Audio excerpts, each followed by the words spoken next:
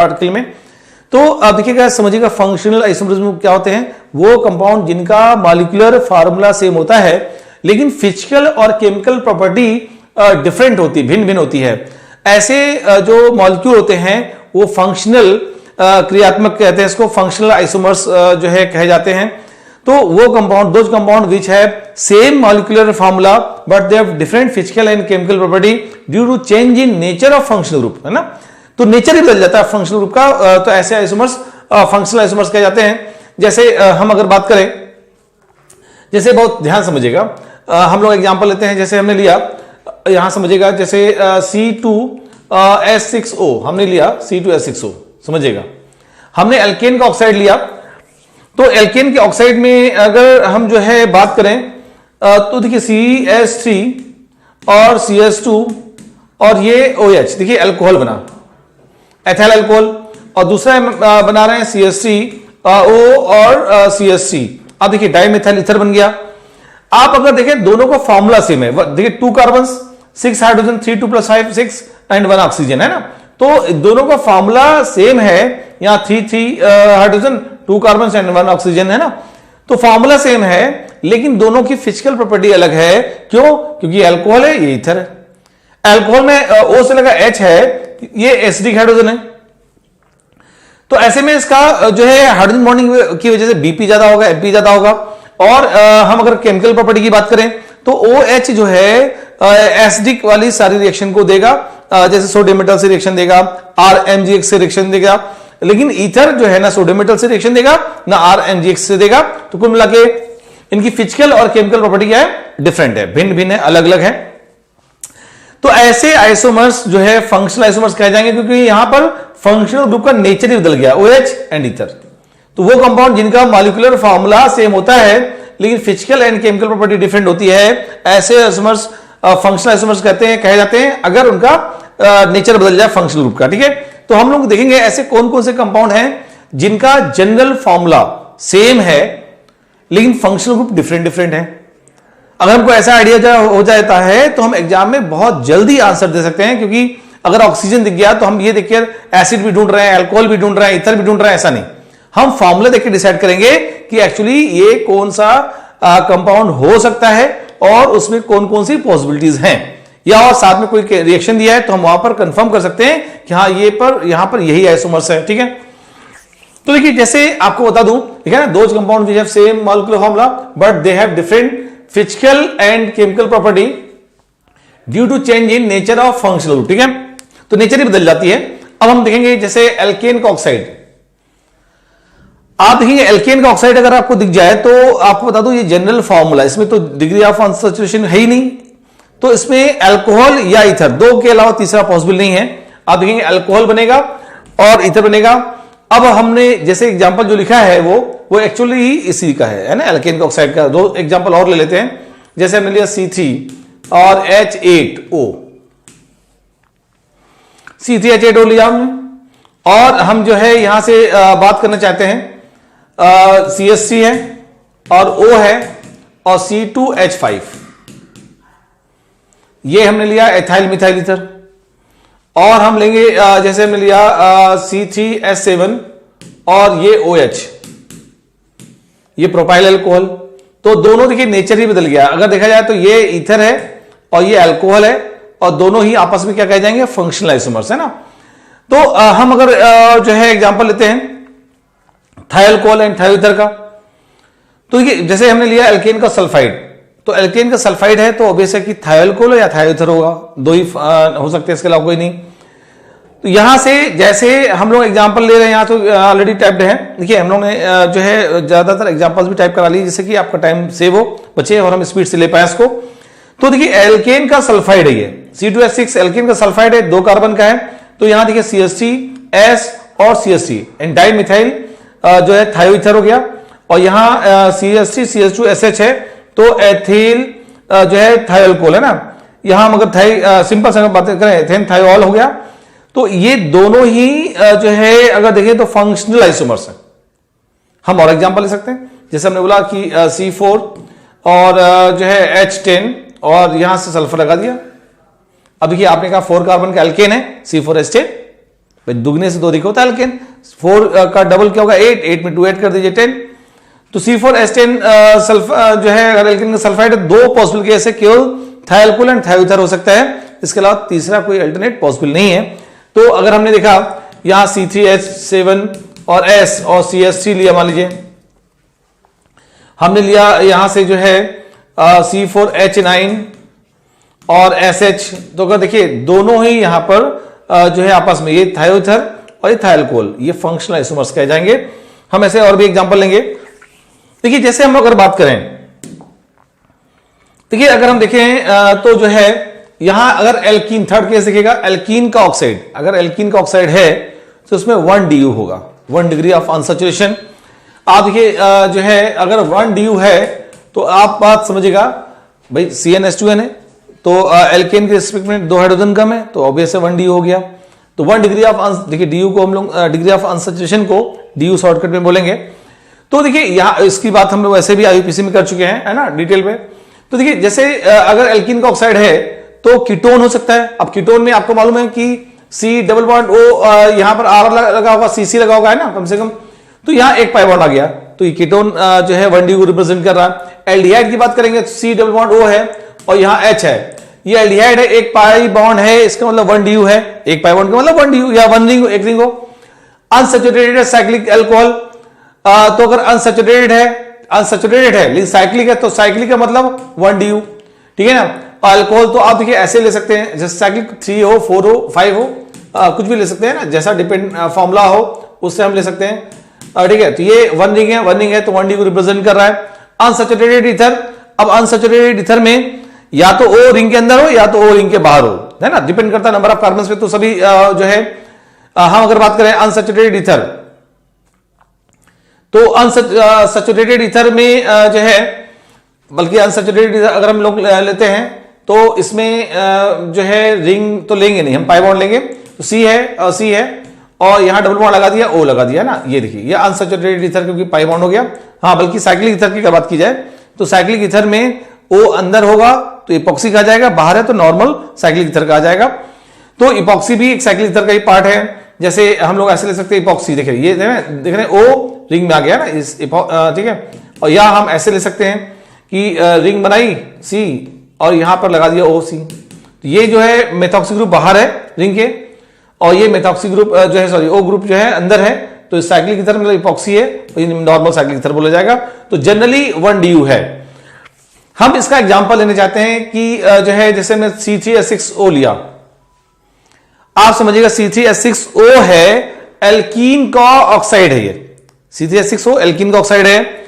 तो इसमें 1 DU आपको दिख रहा है क्लियर कट, 1 DU का मतलब, फिर आपने कहा भाई ऑक्सीजन है, 1 DU है, तो मतलब ये कीटोन हो सकता है, ये एल्डिहाइड हो सकता है, ये साइक्लिक ईथर हो सकता है, ये इपॉक्सी हो सकता है, या अनसैचुरेटेड अल्कोहल हो सकता है, ये साइक्लिक अल्कोहल हो सकता है, क्योंकि 1 DU है।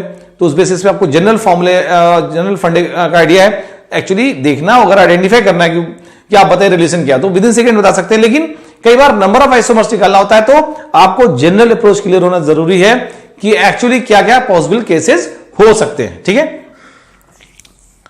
अब देखिए जैसे हम लोग लेते हैं यहां पर C3H6O 3 कार्बन का है ये, और एल्कीन का ऑक्साइड है, तो आपने कीटोन 3 कार्बन का कीटोन बना लिया, CH3CO और CH3। आप देखेंगे तो यहां पर कार्बन भी वही उतने होंगे से हाइड्रोजन, क्योंकि 1 DU पाई बॉन्ड हो गया ना, तो 1 DU रिप्रेजेंट कर रहा है, 3 + 3 6 हाइड्रोजन और 1 2 3 कार्बन देखें और एक ऑक्सीजन है ना। ऐसे ही आपने कहा कि एल्डिहाइड हो सकता है, तो एल्डिहाइड बना लिया 3 कार्बन का, CH3 CH2 CHO, ये फॉर्मूला सबका सेम है ना। अब आपने कहा कि हम अनसैचुरेटेड अल्कोहल बना लेते हैं, एक पाई बॉन्ड लगा दिया, 1 DU आ गया, कार्बन 3 ही रखिए, तो गारंटेड फॉर्मूला सेम हो जाएगा। तो ये आपका जो है आपका सिंपल सा आइसोमर्स बना। यहां देखेंगे तो आपने ईथर ले लेते हैं, ठीक है, यहां से आपका अनसैचुरेटेड है, ईथर अनसैचुरेटेड ईथर ले लिया। अब साइक्लिक ईथर लिया, 3 कार्बन, देखिए यहां से इपॉक्सी फॉर्म हो गया। अब जो है अगर हम देखें ये वाला केस नहीं बना सकते, ये वाला केस इसलिए नहीं बना सकते क्योंकि इसमें एटलीस्ट 4 कार्बन चाहिए, इसमें क्या है 3 कार्बन है, तो O को हम रिंग के बाहर ले जाकर साइक्लिक ईथर नहीं बना सकते, है ना, तो इपॉक्सी हमारा बनेगा। तो अगर देखें इन सब में अगर बात की जाए तो ये सब आपस में एक दूसरे के लिए फंक्शनल आइसोमर्स हैं। कोई भी अगर 2 दे दिया गया और पूछ दिया गया बताइए इनमें रिलेशन क्या है, तो आप तुरंत बोलेंगे फंक्शनल आइसोमर्स शो कर रहे हैं, ठीक है। तो हम अभी जैसे देखा है एल्कीन का ऑक्साइड, हम देखेंगे एल्कीन का डाइऑक्साइड। अगर एल्कीन का डाइऑक्साइड ले लें, आप बहुत गौर से देखेगा तो एल्कीन का डाइऑक्साइड का फिर मतलब 1 Du, तो ये जो है कार्बोक्सिलिक एसिड और एस्टर तो हो ही सकता है। कार्बोक्सिलिक एसिड में भी C double bond O OH होता है, ठीक है, C डबल बॉन्ड O, और ये जो है अगर हम देखें C डबल बॉन्ड O और ये OH, देख रहे हैं आप, तो है ये। और इसके अलावा ईस्टर में भी अगर देखें तो C डबल बॉन्ड O और ये OR, तो मतलब ये 1 Du तो है ही है, एक पाई बॉन्ड यहां लग गया, एक पाई बॉन्ड यहां लग गया, तो 1 Du है। 1 Du अगर है तो कुल मिला के ये फॉर्मूला फॉलो करेंगे साथ में।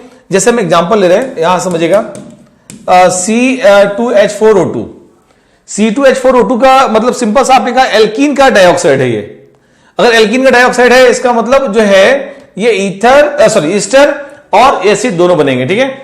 अगर एसिड ईस्टर दोनों बनेंगे तो फाइनली अगर देखिए आप बहुत गौर से देखिएगा, यहां से हमने बना मेथाइल फॉर्मेट और यहां बनाया एसिटिक एसिड। देखिए दोनों में नंबर ऑफ कार्बन 2 है, यहां भी नंबर ऑफ कार्बन 2 है, लेकिन ईस्टर है क्योंकि COOR लगा है ना, और यहां पर COH है, और ये दोनों आपस में एक दूसरे के लिए फंक्शनल आइसोमर्स कहे जाएंगे, है ना। और भी एग्जांपल ले सकते हैं। देखिए जैसे हमने लिया, जैसे हम लोग यहां से बात कर रहे हैं, देखिए जैसे जो है ये हमने O लिया, ठीक है, यहां डबल बॉन्ड, और हम लोग अगर बात करें तो इस जगह जो है ये भी हमने लिया डबल बॉन्ड है, फॉर्मूला तो सेम है, यहां लगा दिया O इस जगह लगा दिया, ठीक है। थोड़ा इसको ऐसे लेते हैं, देखिए यहां O लगाया, O, ठीक है, ये देखिए ये जो है डबल बॉन्ड है, तो आप देखिए दोनों में एक रिंग है, कोई दिक्कत नहीं, 2 ऑक्सीजन है, 3 कार्बन है, दोनों में सही है, कोई दिक्कत नहीं, कहीं प्रॉब्लम नहीं, एक पाई बॉन्ड है, तो इसका मतलब दोनों का फॉर्मूला तो सेम हो गया होगा, गारंटेड है। लेकिन इसमें अगर देखें तो ये COO है, ईस्टर है ना, साइक्लिक ईस्टर है, और ये जो है आपका कीटोन है और आपका ईथर है, तो ऐसे में दोनों फंक्शनल आइसोमर्स हो गए ना, तो हम देख रहे हैं नेचर बदल गया, ठीक है। अब हम आते हैं जैसे 5th नंबर की हम बात करेंगे, CnH2n। आप अगर देखें तो एल्कीन है ये फॉर्मूला, एल्कीन का मतलब 1 Du हो गया, इसमें 1 डिग्री ऑफ अनसैचुरेशन है। भाई एल्केन के रिस्पेक्ट में अगर 2 हाइड्रोजन कम होते हैं तो हम बोलते हैं 1 डिग्री ऑफ अनसैचुरेशन। जितने हाइड्रोजन कम हो रहे हैं उसमें 2 से डिवाइड कर दीजिए आप। अगर 4 हाइड्रोजन कम होंगे तो divided by 2 degree of unsaturation. अगर 6 हाइड्रोजन कम हो रहे हैं तो 3 से डिवाइड कर दीजिए, तो 6/2 3 डिग्री ऑफ अनसैचुरेशन। मतलब अगर डिग्री ऑफ अनसैचुरेशन है, अगर 1 डिग्री ऑफ अनसैचुरेशन है तो या तो एक रिंग होगी या तो एक पाई बॉन्ड होगा। अगर 2 डिग्री ऑफ अनसैचुरेशन है या तो एक रिंग होगी और एक पाई बॉन्ड होगा, या 2 रिंग होगी 0 पाई बॉन्ड होगा, या जो है 2 पाई बॉन्ड होगा, कोई रिंग नहीं हो सकती है ना। इस तरह हम लोग डिसाइड करते हैं फॉर्मूला, क्या क्या पॉसिबल केसेस हैं। तो अब आपने कहा एल्कीन तो हो ही सकता है,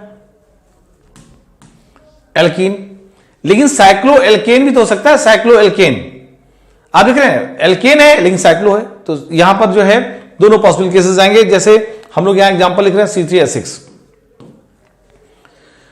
देखिए ये जो है C3H6, आपने कहा C3H6 3 कार्बन का एल्कीन है C3H6, तो इसमें पॉसिबल केसेस क्या है, वही एल्कीन और साइक्लो एल्केन, दो ही केसेस बनेंगे, दोनों फंक्शनल आइसोमर्स कहे जाएंगे। तो ये देखिए आपने 3 कार्बन का एल्कीन बना दिया, प्रोपीन और साइक्लोप्रोपेन, दोनों का फॉर्मूला अगर देखा जाए तो सेम है। यहां CH2 लगा दीजिए, CH2 और यहां पर CH2। अगर देखें तो क्या है, टोटल 3 कार्बन एंड 6 हाइड्रोजन, तो ये आपका जो है जनरल एल्कीन का भी आइसोमर्स हुआ। तो आपने देखा कि एल्कीन मतलब CnH2n का आइसोमर्स देखा, एल्कीन और जो है साइक्लो एल्कीन दोनों पॉसिबल केसेस बनेंगे। हम लोग जो है देखने आ रहे हैं जो है 6 एग्जांपल्स CnH2n-2। अब CnH2n-2 का मतलब हो गया ये जो है एल्केन के रिस्पेक्ट में इसमें कितने हाइड्रोजन कम है, 4। एल्केन होता तो एल्केन क्या होता, CnH2n+2 होता, तो इसमें 4 हाइड्रोजन का डिफरेंस आ रहा है और 4 डिवाइडेड बाई 2 DU आ गया। इसमें 2 डिग्री ऑफ अनसैचुरेशन आ रहे हैं, तो इसमें 2 में या तो एल्काइन हो सकता है, देखिए एल्काइन में देखिए अगर हम देखें एल्काइन हो सकता है या एल्काडाइन हो सकता है, देखिए यहां से 2 पाई बॉन्ड यहां भी आ गए, या साइक्लो एल्कीन हो सकता है, रिंग कोई भी बना लीजिए क्या फर्क पड़ता है, क्योंकि कार्बन तो काउंट कर नहीं रहे हम। तो एक देखिए रिंग की वजह से और एक पाई बॉन्ड की वजह से, एक रिंग और एक पाई बॉन्ड, ये मिलके 2 हो जाएंगे। यहां बाइसाइक्लो एल्केन, तो बाइसाइक्लो एल्केन देखिए यहां से भी जो है आप बना दीजिए, क्या फर्क पड़ता है, 2 रिंग है तो 2 रिंग और 0 पाई बॉन्ड, मतलब 2 आ गया, मतलब 2 रिंग 0 पाई बॉन्ड हो सकता है, 1 रिंग 1 पाई बॉन्ड हो सकता है, या 2 पाई बॉन्ड 0 रिंग हो सकते हैं, या 2 पाई बॉन्ड और 0 रिंग है, ये देखिए ना 2 पाई बॉन्ड 0 रिंग में एल्काडाइन और एल्काइन हो सकता है। तो मतलब कुल मिला के आप डी से डिसाइड कर सकते हैं कि एक्चुअली बनने वाला क्या है और क्या क्या पॉसिबल केसेस हैं। देखिए हमने जो है यहां C4H6 एग्जांपल लिया। अब आप देखिए कैसे डिसाइड करेंगे। आपने कहा इसकी जो है कितने पॉसिबल फंक्शनल आइसोमर्स बन रहे हैं, अगर इसकी बात की जाए तो आप अगर एल्केन बनाएंगे C4H10, 4 कार्बन का एल्केन C4H10 होता है। अगर देखा जाए तो 6 और 10 डिफरेंस जो आएगा कितना आएगा 4/2 अगर देखेंगे तो 2, यानी डी कितना आ रहा है, डिग्री ऑफ अनसैचुरेशन 2 आ रहा है, डिग्री ऑफ अनसैचुरेशन 2 आ गया। अब 2 है तो मतलब एल्काइन हो सकता है, एल्काडाइन हो सकता है, साइक्लोएल्कीन हो सकता है और बाइसाइक्लो कंपाउंड हो सकता है। तो आपने जो है यहां से बना लिया 4 कार्बन, ठीक है। अगर देखें तो ये जो है हमने बनाया 4 कार्बन का एल्काइन बना लिया, यहां से एल्काडाइन बना लिया। टोटल आइसोमर्स की बात नहीं कर रहे हैं, यहां फंक्शनल आइसोमर्स की बात कर रहे हैं हम लोग केवल, है ना, फंक्शनल आइसोमर्स की बात की जा रही है। अब देखिए यहां के साइक्लो जो है एक रिंग है, एक पाई बॉन्ड है, साइक्लोब्यूटीन बन गया और यहां पर बाइसाइक्लो बन गया ना, बाइसाइक्लो एल्केन फॉर्मेशन हो गया, ठीक है। तो कुल मिला के ये आपस में जो चारों बन रहे हैं ये आपस में फंक्शनल आइसोमर्स हैं। तो हम लोग जो है बता सकते हैं कि फॉर्मूला बेसिस पे कि कौन कौन से फंक्शनल आइसोमर्स हैं। अब देखिए जैसे हम लोग देख रहे हैं, जैसे CnH2n + 3n, अगर ऐसा कंपाउंड गिवन है CnH2n + 3n, तो इसका मतलब ये एमाइन का फॉर्मूला जनरल, और एमाइन ये तो या तो टर्सरी हो सकता है या तो सेकेंडरी या प्राइमरी। तो आपको बता दूं primary amine, secondary amine, tertiary amine, ये सभी आपस में तीनों ही फंक्शनल आइसोमर्स होते हैं। अगर हम देखें बहुत गौर से देखिएगा, देखिए हम जैसे एग्जांपल लेके चलते हैं ना, प्राइमरी सेकेंडरी टर्सरी, यहां C3H9n लिया तो एक बात तो हो गई डबल, देखिए तो कंफर्म हो गया कि डबल से 3 का डबल क्या होता है 6, और फिर उसमें 3 ऐड कर दीजिए 6 3 9। तो हमने पहले देखिए टर्सी बना लिया, टर्सी N से 3 मिथाइल लगा दिए, तो ये देखिए 3 कार्बन का हो गया। फिर हमने सेकेंडरी एमाइन बनाया, सेकेंडरी एमाइन NH से 2 लगाया, C2H5 और CH3, ये आपका जो है सेकेंडरी एमाइन हो गया, और C3H7 NH2 ये प्राइमरी एमाइन हो गया। तो यहां पर हम अगर देखें तो फाइनली जो है टर्सी एमाइन, सेकेंडरी एमाइन और प्राइमरी एमाइन, है ना। टर्सी एमाइन फॉर्मूला सेम है, सेकेंडरी एमाइन और प्राइमरी एमाइन, ये जो है जो है तीनों आपस में फंक्शनल आइसोमर्स कहे जाएंगे। सॉरी, हम अगर बात करें जैसे हम दिख रहे हैं 8 नंबर नाइट्रो और नाइट्राइट, ये दोनों ही आपस में फंक्शनल आइसोमर्स होते हैं, क्योंकि नाइट्रो का स्ट्रक्चर बॉन्ड स्ट्रक्चर अलग है और नाइट्राइट का अलग है। आप देख रहे हैं N से कोऑर्डिनेट बॉन्ड लगा है O, और फिर डबल बॉन्ड O, ये डबल बॉन्ड है, ठीक है। तो नाइट्रो और नाइट्राइट, ठीक है, तो आपस में फंक्शनल आइसोमर्स कहे जाएंगे। जैसे हमने लिया CH3 N है, डबल बॉन्ड O कोऑर्डिनेट, ये नाइट्रो कंपाउंड हो गया, नाइट्रोमीथेन, और CH3, और यहां से हम देखें O है और N डबल बॉन्ड O है, ये जो है अगर देखा तो मेथिल नाइट्राइट हो गया। तो यहां से देखिए दोनों का नेचर बदल गया, तो ये आपस में फंक्शनल आइसोमर्स कहे जाएंगे। अब हम जैसे बात करते हैं साइनाइड और आइसोसाइनाइड की, है ना। देखिए अगर देखें तो साइनाइड और आइसोसाइनाइड को देखिएगा, है ना। साइनाइड मतलब CN हो गया और आइसोसाइनाइड का मतलब हो गया NC, ठीक है। NC में जो है ये देखिए बॉन्डिंग होगी और ये कोऑर्डिनेट बॉन्ड से C लगा होगा, यहां पर मिसिंग है कोऑर्डिनेट बॉन्ड, देखिए C। तो ओवरऑल जो है अगर CN यहां C पर वैलेंसी फ्री होती है, NC में N पर वैलेंसी फ्री होती है, और ये दोनों ही फंक्शनल आइसोमर्स कहे जाएंगे। हम अगर देखें तो RCN है और RNC, ये आपस में फंक्शनल आइसोमर्स कहे जा रहे हैं। हम इसका एग्जांपल अगर बात ले लें, एग्जांपल और ले लें, बस R जी बदलते जाइए, C3H7 और NC हमने अगर से लिया है ना, और C3H7 CN, तो तो ये दोनों CN और NC आपस में फंक्शनल आइसोमर्स हैं, है ना, फंक्शनल आइसोमर्स। क्लियर है आप लोगों को? अब देखिए जैसे ये तो एग्जांपल्स हम अगर देखें C5H12O, ये एग्जांपल लिया गया है कि आप बताइए कितने फंक्शनल आइसोमर्स हैं। वो भी क्या है, फंक्शनल भी नहीं बोला गया है, total number of cyclic isomers. आप एक बात समझिएगा, आपकी अप्रोच अगर क्लियर है तो आप तुरंत बता देंगे। C5H12O, पहले आप देखिए कि इसमें DU कितने हैं, साइक्लिक बनाना है तो साइक्लिक के लिए DU को देखना बहुत जरूरी, उसी बेसिस पे डिसाइड करते हैं कि कितनी रिंग बनेगी। अगर एक DU है तो एक रिंग बनेगी, 2 DU है तो 2 रिंग बन सकती है, एक रिंग एक पाई बॉन्ड और 2 रिंग। तो यहां से आप देखेंगे तो C5H12O मतलब एल्केन का ऑक्साइड है ये। 5 कार्बन का एल्केन क्या होगा आपको मालूम है, C5H12। 5 कार्बन का एल्केन तो ये हुआ C5H12, और ऑक्साइड तो एल्केन का ऑक्साइड है, इसका मतलब DU क्या है, 0 है। अगर डिग्री ऑफ अनसैचुरेशन 0 है तो आप बताइए रिंग तो बनी ही नहीं सकती। जब रिंग नहीं बनेगी तो नंबर ऑफ आइसोमर्स कितने होंगे, 0। तो देखिए यहां पर जो है जैसे 5 6 7 लिखा है, आंसर लास्ट में 0, तो बिकॉज DU इज 0 इसलिए आंसर इज 4, है ना, करेक्ट आंसर इज 4, है ना। तो हम लोगों को बस थोड़ी सी अप्रोच देखनी पड़ती है कि जो है कौन सा कंपाउंड हो सकता है। आपको जनरल अप्रोच क्लियर है तो कोई दिक्कत नहीं।